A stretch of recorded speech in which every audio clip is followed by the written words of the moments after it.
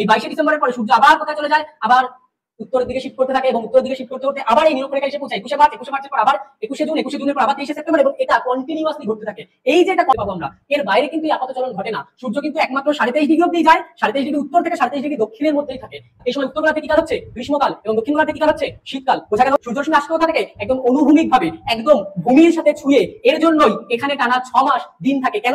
আমরা সবাই ছোটবেলা থেকেই পড়ে এসেছি যে 1 চন্দ্র, 2 পক্ষ, 3 নেত্র, 4 বেদ, 5 পঞ্চবান এবং 6 ঋতু। 6 কি? 6 ঋতু। আর এই 6টা ঋতুর নাম কি? এই 6টা ঋতুর নাম হলো গ্রীষ্ম। এই 6টা ঋতুর নাম কি? গ্রীষ্ম, বর্ষা, শরৎ, শীত, হেমন্ত, বসন্ত। এই 6টা ঋতুর নাম কি? গ্রীষ্ম, বর্ষা, শরৎ, শীত, হেমন্ত, বসন্ত। কিন্তু বর্তমান সময় এই 6টা ঋতু অর্থাৎ এই 6টা ভাই এক এক করে হারিয়ে যাচ্ছে। এই 6টা ভাই এক এক করে কি হচ্ছে? হারিয়ে যাচ্ছে। এক এক করে কি হচ্ছে? হারিয়ে যাচ্ছে। এবং শেষমেশ যে এককভাবে নিজের আধিপত্যকে বিস্তার করে চলেছে সেটা হলো এই গ্রীষ্ম। এই গ্রীষ্ম যেন দিন দিন আরো প্রখর হয়ে উঠছে। এই গ্রীষ্ম যেন দিন দিন এই প্রত্যেকের স্থানকে দখল করে নিচ্ছে। কিভাবে এই ঋতু পরিবর্তন হয় এবং গ্রীষ্ম কিভাবে এই প্রত্যেকের স্থানকে দখল করে এককভাবে নিজের আধিপত্যকে প্রতিষ্ঠা করছে, সেটা আমরা আজকে দেখব। এই পুরো টপিকটা ক্লাস 9-এর টপিক। তোমরা যারা যারা ক্লাস 9-এ পড়ো তারা মন দিয়ে এটাকে শোনো। আশা করি অনেকগুলো বিষয় সম্পর্কে তোমরা জানতে পারবে এবং ঋতু পরিবর্তন সম্পূর্ণ ক্লিয়ার হয়ে যাবে তোমাদের কাছে। শুধু ঋতু পরিবর্তন না, এই ঋতু পরিবর্তনের সঙ্গে সম্পর্কযুক্ত অনেকগুলো বিষয় আজকে আলোচনা করব। কি কি সেই বিষয় আলোচনা করব, চলো আমরা এক এক করে দেখে নিই। এই যে ঋতু পরিবর্তন, এই ঋতু পরিবর্তন কেন হয়? পৃথিবীতে এই ঋতু পরিবর্তন হওয়ার কারণ কি? পৃথিবীতে ঋতু পরিবর্তন হওয়ার কারণ কি এবং কিভাবে এই ঋতুগুলো পরিবর্তন হচ্ছে সেগুলো আমরা দেখে নেওয়ার আগে যে জিনিসগুলো বলছি সেগুলো একটু মন দিয়ে শোনো। এটা কি? এটা হলো পৃথিবী। এটা কি? এটা হলো পৃথিবী। এটা কি? এটা হলো পৃথিবীর উত্তর মেরু। এটা কি? এটা হলো পৃথিবীর দক্ষিণ মেরু। আর এই উত্তর মেরু ও দক্ষিণ মেরুকে যে রেখা কাল্পনিক রেখা এই দুটো মেরুকে যুক্ত করছে, সেই কাল্পনিক রেখাকে বলা হয় পৃথিবীর অক্ষ। সেই কাল্পনিক রেখাকে আমরা কি বলবো? সেই কাল্পনিক রেখাকে বলবো পৃথিবীর অক্ষ বা দ্য আর্থ এক্সিস। এবার আরেকটা জিনিস মন দিয়ে শোনো, এই পৃথিবীর অক্ষটা লম্বভাবে অবস্থান করেন। এই পৃথিবীর অক্ষটা সোজাসুজি নেই।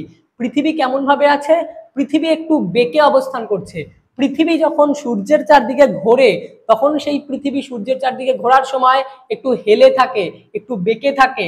এই যে পৃথিবী সূর্যের চারদিকে ঘোরার সময় একটু বেঁকে থাকে, এই বেঁকে থাকার জন্যই আমাদের এই ঋতু পরিবর্তন হয়ে থাকে। পৃথিবী এই যে সূর্যের চারদিকে ঘোরার সময় বেঁকে থাকে, এই বেঁকে থাকার জন্যই আমাদের এই ঋতু পরিবর্তন হয়ে থাকে। কতটা বেঁকে থাকে এবং কিভাবে বেঁকে থাকে একটু দেখো। কতটা বেঁকে থাকে এবং কিভাবে বেঁকে থাকে দেখো। এইভাবে পৃথিবীর মেরু, এইভাবে পৃথিবীর অক্ষ বেঁকে আছে। এভাবে পৃথিবীর অক্ষ কি বেঁকে আছে, বোঝা গেল? তাহলে এই যে পৃথিবীর অক্ষ বেঁকে আছে, এটা কত ডিগ্রি বেঁকে আছে? এই পৃথিবীর অক্ষ বা মেরুদয়, এই পৃথিবীর অক্ষ বা মেরুদয় কক্ষতলের সাপেক্ষে, এই পৃথিবীর মেরুবৃত্ত রেখা কক্ষতলের সাপেক্ষে 66.5 ডিগ্রি কোণে 66.5 ডিগ্রি কোণে হেলে আছে। এবার আরেকটা জিনিস বোঝো, এই যে 66.5 ডিগ্রি কোণে হেলে আছে পৃথিবী, এই 66.5 ডিগ্রি কোণে হেলেই পৃথিবী কার চারদিকে ঘুরছে? পৃথিবী সূর্যের চারদিকে ঘুরছে। পৃথিবী কার চারদিকে ঘুরছে? পৃথিবী সূর্যের চারদিকে ঘুরছে। এটা যদি তার কক্ষপথ হয়, সেই কক্ষপথে পৃথিবী কিভাবে ঘুরছে? এভাবেই পৃথিবী সূর্যের চারদিকে ঘুরছে। এভাবেই পৃথিবী কি করছে? সূর্যের চারদিকে ঘুরছে।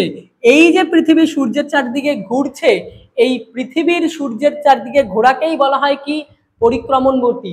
পৃথিবী কি শুধু সূর্যের চারদিকে ঘুরছে? না, পৃথিবী নিজের চারদিকে ঘুরতে ঘুরতে সূর্যের চারদিকে ঘুরছে। পৃথিবী নিজের চারদিকে ঘুরতে সময় লাগে 23 ঘন্টা 56 মিনিট 4 সেকেন্ড। পৃথিবীর নিজের চারদিকে ঘুরতে সময় লাগে কতক্ষণ? 23 ঘন্টা 56 মিনিট 4 সেকেন্ড। এটাকে বলা হয় আহ্নিক গতি। এটাকে আমরা সাধারণত 24 ঘন্টা মানে এক দিন ধরে থাকি। আর পৃথিবী যে এই সূর্যের চারদিকে ঘুরছে, নিজের চারদিকে ঘুরতে ঘুরতে, এই ঘোরাটাকে বলা হয় পরিক্রমণ গতি। এই ঘোরাটাকে কি বলা হয়? পরিক্রমণ গতি। এইভাবে সূর্যের চারদিকে পুরো একবার ঘুরে আসতে সময় লাগে 365 দিন 5 ঘন্টা 48 মিনিট 46 সেকেন্ড। কতক্ষণ সময় লাগে? 365 দিন 5 ঘন্টা 48 মিনিট 46 সেকেন্ড। এই যে পৃথিবী সূর্যের চারদিকে ঘুরছে, এই পৃথিবী যে ঘুরছে, পৃথিবী কত কিলোমিটার গতিবেগে ঘুরছে? পৃথিবী 30 কিলোমিটার পার সেকেন্ড গতিবেগে ঘুরছে। তার মানে ভাবো একবার যে তুমি এমন একটা গাড়িতে বসে আছো, মানে পৃথিবীরূপী এমন এক গাড়িতে বসে আছো যে গাড়ির স্পিড 1 সেকেন্ডে 30 কিলোমিটার। তার মানে পৃথিবী রূপে এই যে গাড়িটা আছে, এই গাড়িটা 1 সেকেন্ডে 30 কিলোমিটার গতিবেগে সামনের দিকে এগিয়ে যাচ্ছে। কোন সামনের দিকে এগিয়ে যাচ্ছে? সূর্যের চারদিকে ঘুরছে। বোঝা গেল? তাহলে সূর্যের চারদিকে এই পৃথিবী কি করছে? ঘুরছে। কিভাবে ঘুরছে? কক্ষতলের সাপেক্ষে 66.5 ডিগ্রি কোণে হেলে, কক্ষতলের সাপেক্ষে 66.5 ডিগ্রি কোণে হেলে থাকার জন্যই পৃথিবী কি হচ্ছে? ঘুরছে। এবার দেখো এইভাবে কি হয়েছে? পৃথিবী হেলে আছে। এভাবে পৃথিবী কি আছে? হেলে আছে। তার মানে কখনো দক্ষিণ গোলার্ধ সূর্যের আলো লম্ব হয়ে পড়ে, আবার কখনো উত্তর গোলার্ধে সূর্যের আলো কি হচ্ছে? লম্ব হয়ে পড়ছে। এই যে যেহেতু হেলে অবস্থান করছে, এই হেলে থাকার জন্য কখনো উত্তর গোলার্ধ বেশি আলো পায়, আবার কখনো দক্ষিণ গোলার্ধ বেশি আলো পায়। বোঝা গেল? এই যে হেলে অবস্থান করছে, এই হেলে থাকার জন্য কখনো উত্তর গোলার্ধ বেশি আলো পাচ্ছে, আবার কখনো দক্ষিণ গোলার্ধ বেশি আলো পাচ্ছে। এবং এই জন্যই এই চেঞ্জেসটা হচ্ছে। আমরা ধীরে ধীরে দেখব কিভাবে এই চেঞ্জেসটা দীর্ঘস্থায়ী হয় এবং ঋতু পরিবর্তনটা কার্যকারী হয়। এই অবধি আশা করি সবাই বুঝতে পেরেছো। তাহলে এই যে পৃথিবীর কক্ষতল, এই পৃথিবীর কক্ষতল মানে কক্ষপথের যে তলে এই কক্ষপথ অবস্থান করছে, বা যে তল বরাবর পৃথিবী সূর্যের চারদিকে ঘুরছে, তাকে কি বলা হয়? কক্ষতল। পৃথিবীর এই কক্ষপথের দৈর্ঘ্য কত? পৃথিবীর এই কক্ষপথের দৈর্ঘ্য 96 কোটি কিলোমিটার। 96 কোটি কিলোমিটার। 96 কোটি কিলোমিটার এই কক্ষতলকে পৃথিবীর চারদিকে ঘুরতে, পৃথিবী সূর্যের চারদিকে যখন ঘুরছে তখন 30 কিলোমিটার পার সেকেন্ড স্পিডে ঘুরছে। বোঝা গেল? এবার দেখো ঋতু পরিবর্তন কিভাবে হচ্ছে সেটা আমরা একটু বুঝবো। ঋতু পরিবর্তন কিভাবে হচ্ছে সেটা আমরা একটু ভালো করে দেখব। বোঝা গেল? এটা কি? এটা আমাদের পৃথিবী। এটা কি? এটা আমাদের পৃথিবী। আর এখানে কে আছে? এখানে আছে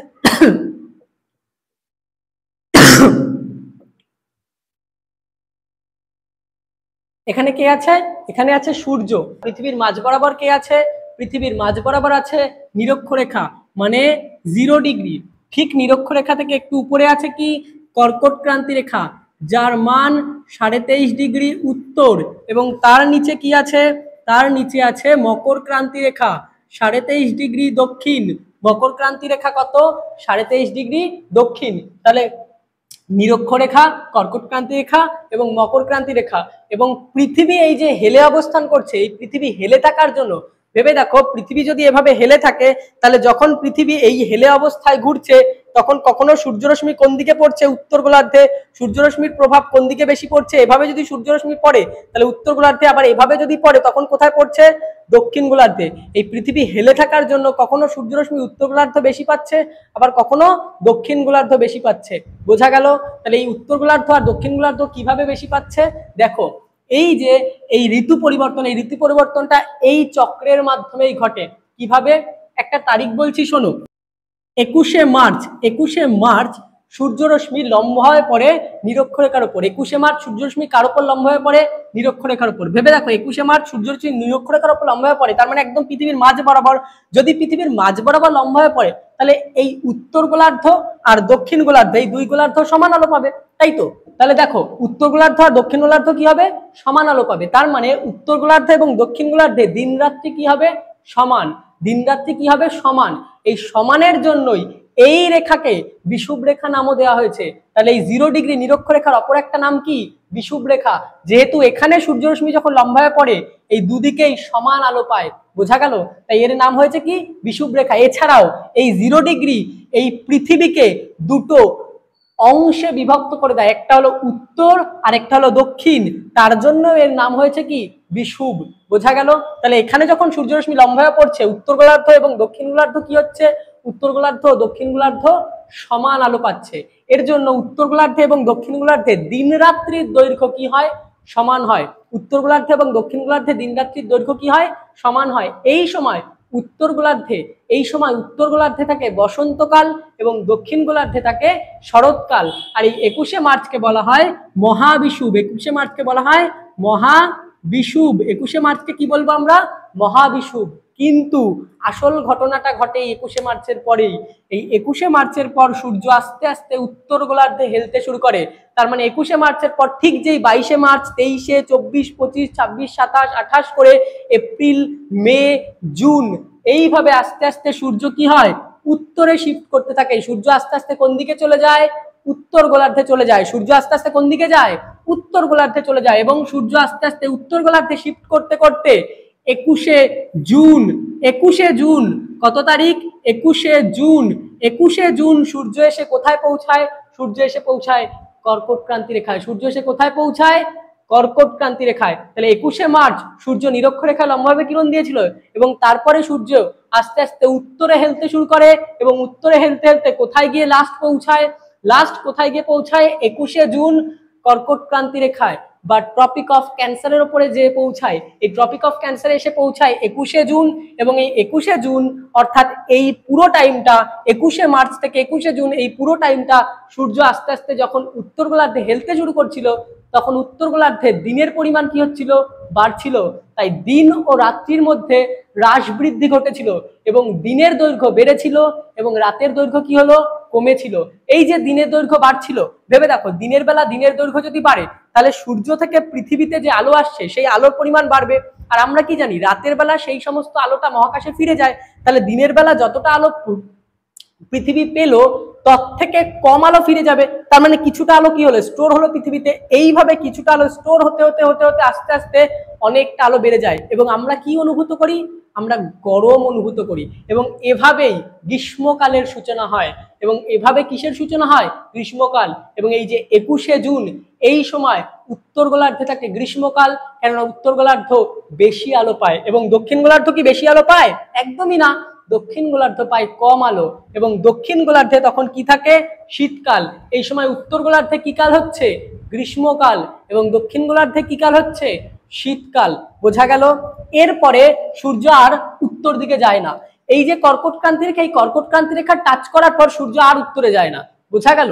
এরপরে সূর্য আস্তে আস্তে নিচের দিকে নামতে শুরু করে এবং এই সূর্যটা আস্তে আস্তে নিচের দিকে নামতে নামতে এই নিচে এসে পৌঁছায় আবার এই 0 ডিগ্রিতে, মানে নিরক্ষরেখার উপর লম্বভাবে কিরণ দেয় কত তারিখ, 23শে সেপ্টেম্বর। 23শে সেপ্টেম্বর সূর্য আবার কোথায় এসে পৌঁছায়, সূর্য আবার এসে পৌঁছায় নিরক্ষরেখার উপর। এবং এই যে সূর্য আবার নিরক্ষরেখার উপর এসে পৌঁছায়, তাহলে ভেবে দেখো আবার নিরক্ষরেখায় যদি এসে পৌঁছায় তাহলে কি হবে, উত্তর ও দক্ষিণ গোলার্ধে, উত্তর ও দক্ষিণ গোলার্ধে আবার কি হবে, সমান আলো পাবে। এবং উত্তর ও দক্ষিণ গোলার্ধে যদি সমান আলো পায়, দিন রাত্রির দৈর্ঘ্য আবার কি হয়ে যাবে, সমান। এবং এই সময় উত্তর গোলার্ধে থাকে শরৎকাল এবং দক্ষিণ গোলার্ধে থাকে বসন্তকাল। এই সময় তাহলে 23শে সেপ্টেম্বর এই সময় যখন সূর্য নিরক্ষরেখার উপর লম্বভাবে কিরণ দিচ্ছে, তখন উত্তর গোলার্ধে কি কাল থাকে, উত্তর গোলার্ধে থাকে শরৎকাল এবং দক্ষিণ গোলার্ধে থাকে বসন্তকাল। তাই এই 23শে সেপ্টেম্বরকে বলা হয় শরৎকালীন বিষুব। এটাকে বলা হয় কি, শরৎকালীন বিষুব বা জলবিষুব। এটাকে কি বলবো আমরা, শরৎকালীন বিষুব বা জলবিষুব। বোঝা গেল? এরপরে সূর্য আস্তে আস্তে দক্ষিণে শিফট করতে থাকে। এরপরে সূর্য আস্তে আস্তে কোন দিকে শিফট করে, দক্ষিণে, মানে দক্ষিণ গোলার্ধে। তার মানে 23শে সেপ্টেম্বর, ঠিক 23শে সেপ্টেম্বর, 24শে সেপ্টেম্বর, 25শে সেপ্টেম্বর, 26শে সেপ্টেম্বর, অক্টোবর, নভেম্বর, ডিসেম্বর। এবং এই ডিসেম্বর আস্তে আস্তে সূর্য এসে পৌঁছায় কোথায়, মকর ক্রান্তি রেখায়। সূর্য এসে পৌঁছায় কোথায়, মকর ক্রান্তি রেখা। এবং সূর্য এই মকর ক্রান্তি রেখার উপর লম্বভাবে কিরণ দেয়। সূর্য কার উপর লম্বভাবে কিরণ দেয়, মকর ক্রান্তি রেখার উপর। কত তারিখ, 22শে ডিসেম্বর। কত তারিখ, 22শে ডিসেম্বর। মকর ক্রান্তি রেখার উপর লম্বভাবে কিরণ দেয় কত তারিখ, 22শে ডিসেম্বর। তার মানে এই মকর ক্রান্তি রেখার উপর যখন লম্বভাবে কিরণ দিচ্ছে, তাহলে এই দক্ষিণ গোলার্ধ কি হচ্ছে, বেশি আলো পাচ্ছে। দক্ষিণ গোলার্ধে আলোর পরিমাণ কি বেশি। এই যে দক্ষিণে আসতে শুরু করেছিল, দক্ষিণে দিনের দৈর্ঘ্য কি হচ্ছিল বাড়ছিল। যেহেতু দিনের দৈর্ঘ্য বাড়ছিল তাই দিনের বেলা যতটা উষ্ণতা ভূপৃষ্ঠকে উত্তপ্ত করেছিল ততটা উষ্ণতা রাতের বেলা ফিরে যেতে পারেনি এবং দক্ষিণ গোলার্ধে উত্তপ্ত হয়। দক্ষিণ গোলার্ধে কি কালের সূচনা হলো? গ্রীষ্মকাল। তাহলে এই সময় দক্ষিণ গোলার্ধে কি কাল থাকে? এই সময় দক্ষিণ গোলার্ধে থাকে গ্রীষ্মকাল। এই সময় দক্ষিণ গোলার্ধে কি কাল থাকে? গ্রীষ্মকাল। এবং উত্তর গোলার্ধে তখন কি? উত্তর গোলার্ধ দিনের দৈর্ঘ্য কি হয়েছে? কমে গেছে, রাতের দৈর্ঘ্য বেড়ে গেছে। তার মানে যতটা আলো দিনের বেলা আসছে তার থেকে বেশি তাপ মহাকাশে ফিরে যাচ্ছে রাতের বেলা। তার মানে যতটা জমানো ছিল সেই জমানোটা আস্তে আস্তে খরচ হতে থাকছে। এই যে জমানোটা খরচ হচ্ছে, এই জমানো খরচ হতে হতে উষ্ণতা আস্তে আস্তে মহাকাশে ফিরে যেতে যেতে উষ্ণতার পরিমাণ কমে যাচ্ছে এবং সূচনা হচ্ছে কিসের? সূচনা হচ্ছে শীতকালের। এবং এভাবেই দক্ষিণ গোলার্ধে যখন গ্রীষ্মকালের সূচনা হচ্ছে, উত্তর গোলার্ধেই তখন সূচনা হচ্ছে কি? শীতকাল। এবং এভাবেই ঋতু পরিবর্তন আবার চলতে থাকে। এরপরে এই 22শে ডিসেম্বরের পরে সূর্য আবার কোথায় চলে যায়? আবার উত্তরের দিকে শিফট করতে থাকে এবং উত্তরের দিকে শিফট করতে করতে আবার এই নিরক্ষরেখা এসে পৌঁছায় 21শে মার্চ। 21শে মার্চের পর আবার 21শে জুন, 21শে জুনের পর আবার 23শে সেপ্টেম্বর এবং এটা কন্টিনিউয়াসলি ঘটতে থাকে। এই যে এটা কন্টিনিউয়াসলি ঘটতে থাকে, এই কন্টিনিউয়াসলি ঘটতে থাকার জন্য প্রতি বছর আমরা ঋতু পরিবর্তনকে উপভোগ করতে পারি। এই যে ঋতু পরিবর্তন হচ্ছে, এই ঋতু চেঞ্জ হচ্ছে, এটা কেন হচ্ছে? এই কারণেই, কেননা সূর্যরশ্মি সবসময় সমানভাবে পড়ে না। সূর্যরশ্মি কখনো কখনো এই নিরক্ষরেখায় লম্বভাবে পড়ছে, আবার কখনো কখনো দেখতে পাচ্ছি কর্কটক্রান্তি রেখা, আবার কখনো কখনো মকরক্রান্তি রেখা। তবে হ্যাঁ, এই কর্কটক্রান্তি রেখা থেকে মকরক্রান্তি রেখার মধ্যেই সূর্যের এই আপাত চলনটাকে ঘটতে দেখতে পাবো আমরা। এর বাইরে কিন্তু এই আপাত চলন ঘটে না। সূর্য কিন্তু একমাত্র 23.5 ডিগ্রি অব্দি যায়, 23.5 ডিগ্রি উত্তর থেকে 23.5 ডিগ্রি দক্ষিণের মধ্যেই থাকে। এবার ঋতু পরিবর্তন কেন হয়, কিভাবে হয়, আশা করি বুঝতে পেরে গেছো এবং প্রত্যেকটা ঋতুর সূচনা কিভাবে হচ্ছে সেটা বুঝতে পেরেছো। বাদ বাকি যেটা বলছি এবার সেটা একটু মন দিয়ে শোনো।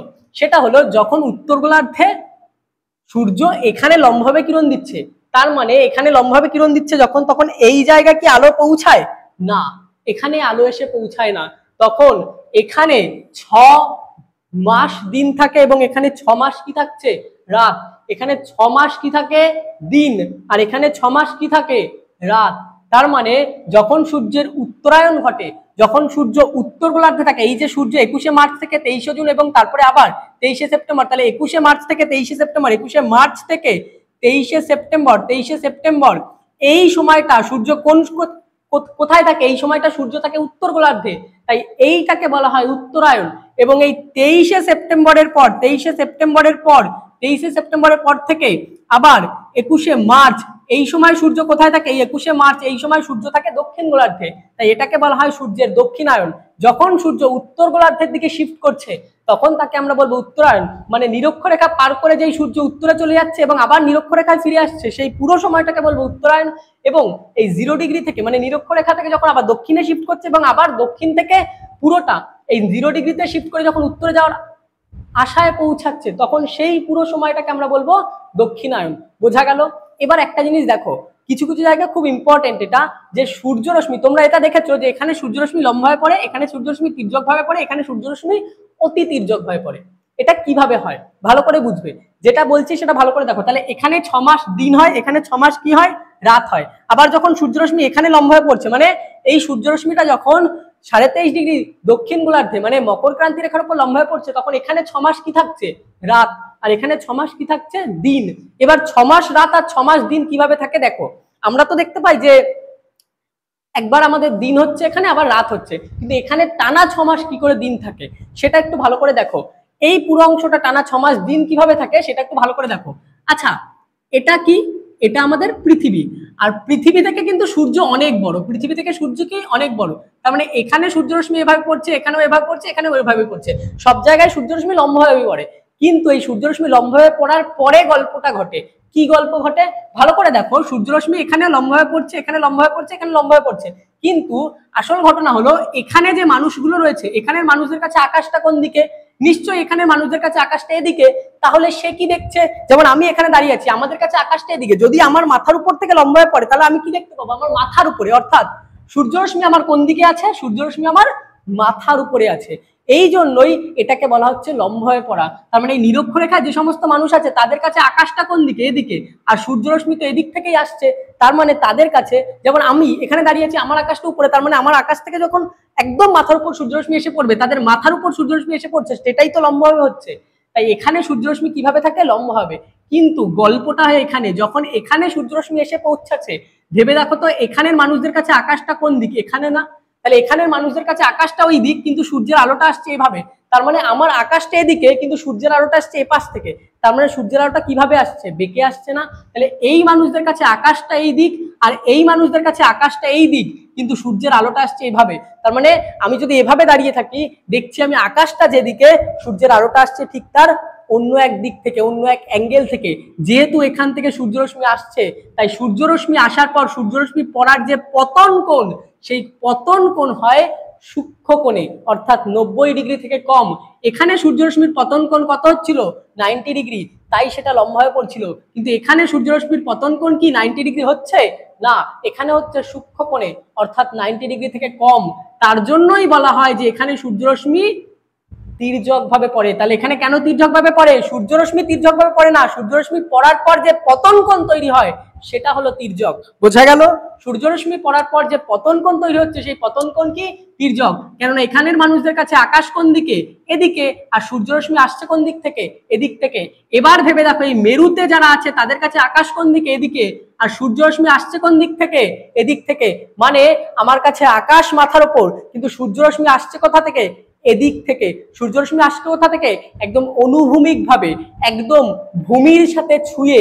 এর জন্যই এখানে টানা 6 মাস দিন থাকে। কেন, কেননা সূর্যরশ্মি তো এখানে রয়েছে এবং সূর্য ঠিক এখান থেকে এভাবে ঘুরে যায়। তার মানে সূর্য পূর্ব দিকে, এপাশে মনে করো পূর্ব দিকে উঠলো, এবং এখানে পূর্ব দিকে ওঠার পর এভাবে সূর্য ওখানে আর মাথার উপরে যায় না। আমাদের এখানে আমরা যেমন দেখি পূর্ব দিকে সূর্য উঠলো, মাথার উপর থেকে পশ্চিম দিক, এবং তারপরে তলায় চলে যায়, একদম তলা থেকে আবার ঘুরে আসে। কিন্তু এখানে কি হচ্ছে, এই মেরু অঞ্চলের মানুষদের কাছে মাথার উপর তো উপর দিকটা, কিন্তু সূর্যরশ্মি আসছে কোন দিক থেকে, এদিক থেকে। তার মানে এখানে পূর্ব দিকে সূর্য উঠলো, সূর্য এদিকে এরকম ওঠে না, সূর্য কি হয়, এইভাবে অনুভূমিক ভাবে চলতে থাকে, এবং সূর্য এই পূর্ব দিক থেকে অনুভূমিক ভাবে পশ্চিম দিকে যায়, এবং এই পশ্চিম দিক থেকে অনুভূমিক ভাবেই আবার পূর্ব দিকে ফিরে আসে সূর্য।